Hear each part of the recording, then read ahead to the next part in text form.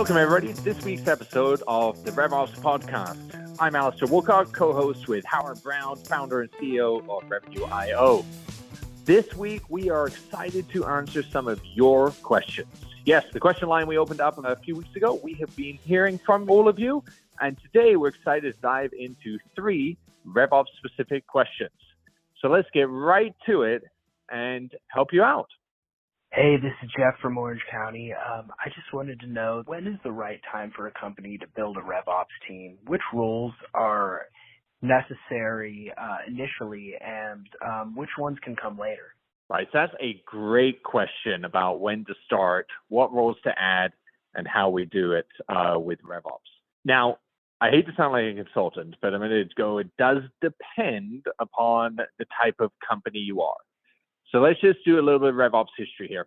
It originally came out of the world of SaaS and kind of the fast growth that you see out in Silicon Valley and Israel and other places around the world, where really these companies needed to get very good at their data management, they had very lean teams, growing very fast, and figure out how do I engage with prospects that are inbound, showing up on websites, et cetera.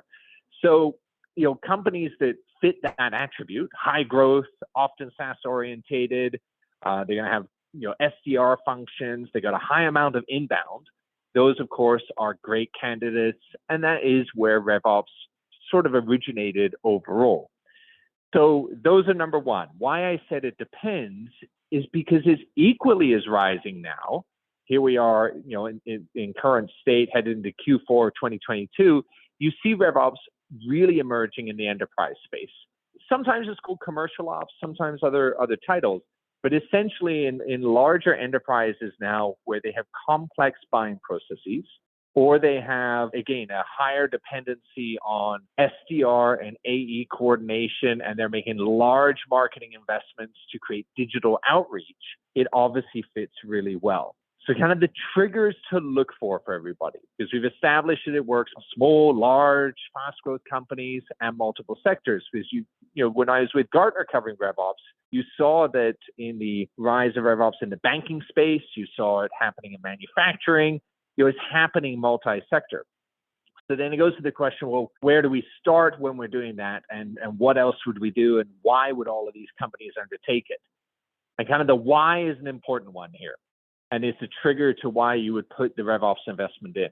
Buyer engagement today with end sales reps is down to about 17%, meaning when somebody goes and buys something in B2B, that entire cycle of time on 100 percentile, 17% of it is spent with the sellers.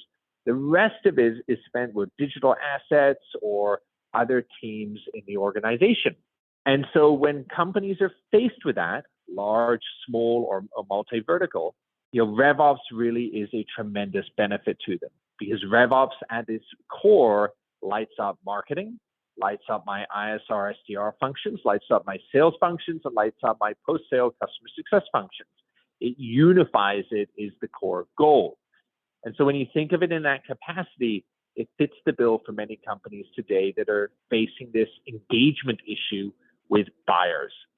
And so as a result, early stage, yes, it's easier to put in because you don't have a lot of technical debt, you don't have a lot of people organizational debt, but that doesn't prohibit large enterprises from undertaking this now. And as I said, we are seeing it again multi-sector on that front. All right, so now the part 2 of this question is all around the roles. When do we add roles? What type of roles? Things like that. All right, so it's really important to start with a solid data foundation in RevOps. Let's just start with that piece there.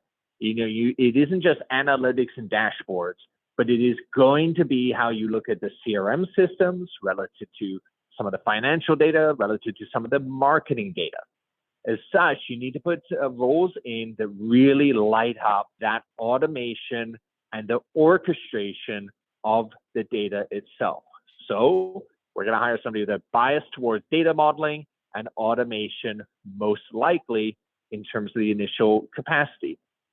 In conjunction with that role, you absolutely need somebody who speaks the language of go-to-market. Because otherwise you're going to have dashboards and data analysts and data scientists just for the sake of it. You need somebody that helps understand the goals they're going for. Because at the end of the day, RevOps isn't just about the automation and the insight. It's the automation insight that makes it easier to sell and easier to buy from said company. So again, we're going to get somebody that's strong in data and then automation between the three workflows of finance, sales, and marketing, CRM systems and MarTech stacks. And then we're going to have a parallel person that is exceptionally strong in terms of the business language of go-to-market. That will help sales leadership, marketing leadership, customer success leadership be aligned around the objectives of RevOps itself. I hope that really helps you out. Thanks so much for calling in. Love the question. It's a great way to start. Let's go on to our second question. Hey, my name is Laura. I'm from Portland, Oregon. Big fan of y'all's show. I've been listening since the very first episode. Super excited that you're opening up questions. I guess my question would be, what qualities or traits do you look for in a first RevOps hire? Thank you so much. All right. So this second question really builds off of what we were just going through in terms of attributes of the hires themselves. And I actually get asked this quite a bit is, well, what kind of person? And often people are looking for this unicorn person, right? Somebody that understands data, somebody that can do analysis, somebody that can do all the automation, somebody that can work with all of the business leaders, and somebody that will build both individual contributor and then run the team in the future. The reality is the scope is far too broad to really find those unicorn hires. There are a few of them out there in the world, but it's really hard to find that perfect diamond. What I'd rather suggest is think of it in terms of those components that we just went through, in terms of the business language, in terms of the data and the automation. Put probably a couple people together and build an appropriate mandate. Now, what I will add to this, though, that is, I think, really important is where do you find these people? Where do you find RevOps people? Because this is a relatively new function. So the roles are sought after, fairly competitive. It's hard to get folks. Marketing is actually one of the best sources to find people that fit into the RevOps world well. Now, a lot of you may be going, how could that be? Because this is really a sales thing. It's all about how we sell more, which is what I said at the intro, right? We said it's really important because the buyer lack of engagement, all the rise of digital. But it is that other piece that is really important. All the digital, all the automation, all of how we connect with buyers. And what parts of our companies have been really focused on that for years and built fairly sophisticated insights, stacks of technology. They look at signaling data and other things like that. That's marketing. That is your MarTech resources. To go to find people that are really strong in MarTech, but want to expand their scope and understanding into the world of sales and customer success, they are great candidates to kind of fit that profile in terms of RevOps. Part two is, well, what kind of attribute do I look in the person? Like, well, what are the soft skills that I want to try to hire for in that? And it goes without saying, curiosity. Curiosity is absolutely near the top of my list, at least in terms of the type of soft skills that I'm looking for on a RevOps hire after the MarTech experience. The reason the curiosity is they have to be curious around buyer processes, buyer journeys. They got to be curious around how other sellers and leaders are engaging and what they want to get done in the organization. And that can't just come through, well, I'm a really good interviewer of other people. No, they got to be curious around how they can solve very complex buying problems and think a little bit outside of the box. Said in a way for curiosity, it's people I look for that are prepared to color outside of the lines. They're just not prepared to color outside of the page. So we kind of give them the page to work in, a little bit of a structure, but they'll push us on an envelope. So that's the second piece, right? That's the soft skill of curiosity. My third attribute I'm going to look for in a RevOps person, grit all day long. You may go, well, why grit? It is a hard job and often a thankless job in the world of RevOps, right? They're going to get beat up from 3, maybe 4 different departments. And we haven't even factored in the executive pressure that is on RevOps, because if you're doing it right, it's end-to-end revenue is what we're doing. So there's going to be a lot of pressure from the top down, and it's going to be coming from each department. So you need somebody who's got a lot of grit to put up with all of that and push through and actually build the correct insights that are driven. And the other big consideration is this, as we've discussed in previous episodes around like who moved my cheese. Remember, a lot of people tend to get locked in silos inside both their function and their company. Now, the spirit of who moved my cheese, to remind everybody, is that everybody loves innovation until it happens to them. So a really good RevOps hire is going to be somebody that is comfortable and will make others comfortable with the innovation that's going to happen to them and with them.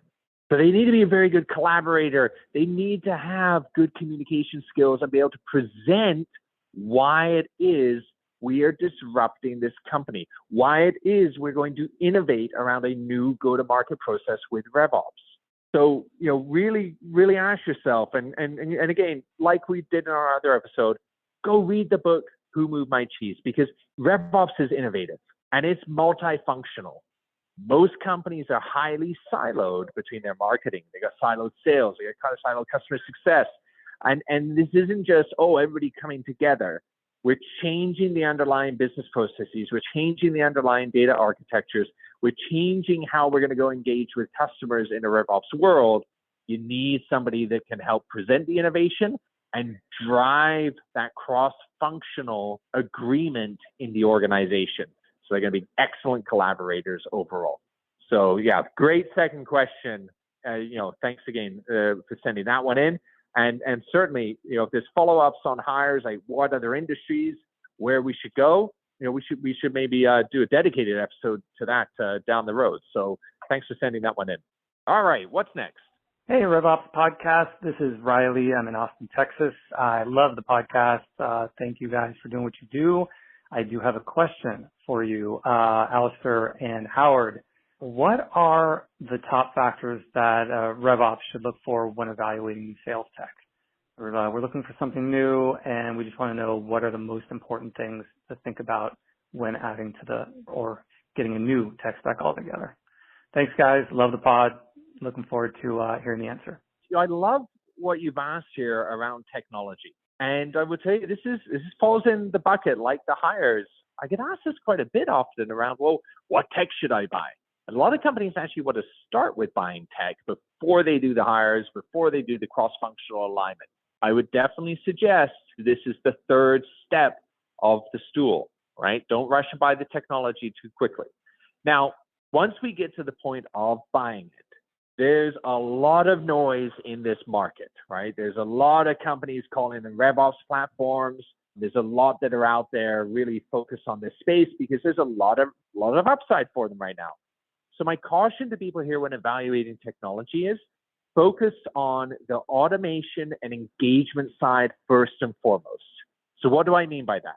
Automation of workflows, automation of the hooks into CRM systems, and then how that is automating back out to how we engage with customers.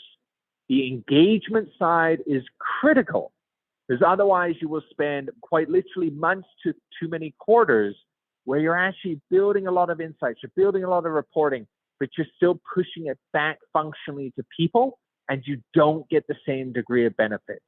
And now, some of you may think that's opposite. You might disagree on that front. You might go, well, isn't it all about enabling our sellers, enabling our people? It is, but understand you're going to be up against a cultural issue in the short term, right? It's going to feel uncomfortable for most people, just like we talked about on the issue of innovation. So the technologies that really focus on engagement get people on board very quickly. They get excited about engaging with customers more effectively, multi-channel, all of those things. That is why you see a strong preference towards things like where we're guiding sellers, where we're automating outreaches, all of those types of things is really important. In the moment, real-time engagement tech, all of that is front and center in the world of RevOps. The automation is the foundation that makes it all work. So the automation with Salesforce, the automation with HubSpot, and then the automation links into other finance systems, that is really key. Now, overall, I would say, there's not many vendors that do that in the world, so tread carefully, but really do bias more towards customer engagement than anything else, because that's where you're going to get the most short-term value Once you have value, we can expand upon the stack. Now, this then goes back to almost our first question of what style of companies and when do you start? If I'm an early stage company, I probably can get away with just focusing on CRM automation for right now. And then also the engagement side, that's going to be a pretty good set of wins for me up front. Build upon it with your in-house dashboards as you need to, and then the reporting functions. Mid-market to enterprise, after you've got engagement and automation dealt with, the next phase of the technology stack that often comes up is going to be on the forecasting side. So how do I improve overall forecasting predictions in my company, what I'm doing? So am I able to look at buyer behaviors now, certain signals and attributes, like can I start to correlate everything from text messaging to when we emailed, how long we spoke to people, what the buyers are, and tying all of that signaling data into my forecast to create AI models that will better predict what's going to happen week to week, quarter to quarter. So that's kind of number two after engagement and automation. That's going to be the next stack we do on the forecasting side. After that, in the enterprise space, kind of the part three is really where we're going to get into some pretty heavy end-to-end process component side of it. And this is where we're now getting often multi-geo, multi-departmental alignment. So when you're running a very, very large multinational company, often what's going to happen is we may have a go-to-market strategy for Europe, one for Asia Pac, we're going to have one for North America and South America, each with individual or at least contextualized assets, contextualized teams to the region in terms of their process, how they engage with customers, et cetera. So when you have that complexity, it's the third leg of the stool once we're trying to globally bring it together, and you're going to put in very advanced data aggregation and link that back to the automation tech that you expanded upon from step number one. So it's a journey, folks, on the tech stack. And again, the caution, there's a lot of people throwing the RevOps name out there on it. Really be careful of that and focus on engagement first and foremost, so you get the organizational buy-in and you can really just see some quick wins that allow you the time to build and nurture the rest of what is needed there. So I hope that helps a lot. I'm super excited to have everybody sending these questions in. I know we have a bunch more, but unfortunately, we're going to run out of some time here today. Keep them coming, everybody. These are fantastic for us to see. Thanks, everybody, for joining us this week on the episode. It's been a pleasure. And please remember to like and subscribe to the podcast and continue phoning our new number and submitting your questions at 323-540-4777. That's 323-540-4777. Thanks so much. Looking forward to seeing you again next week on the RevOps podcast.